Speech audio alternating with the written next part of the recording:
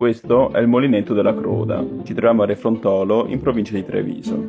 Questo mulino immerso nella natura è un caratteristico esempio di architettura rurale. Le sue fondamenta poggiano direttamente sulla parete rocciosa della montagna, la Croda. Il mulino è stato costruito nel 1630, con l'aggiunta di poco successiva di un alloggio per la famiglia del custode, di una stalla e di un granaio. Sfruttava le acque del torrente Lierza, principale affluente del Soligo, ai piedi di un salto d'acqua di 12 metri. Nel tempo il mulino ha subito parecchi ampliamenti, inglobando anche semplici alloggi per le famiglie dei mugnai.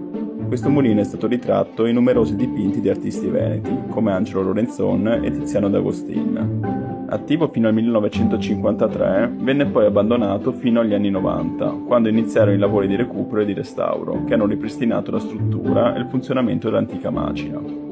Oggi il mulino è proprietà del comune di Refrontolo ed è aperto a tutti come museo.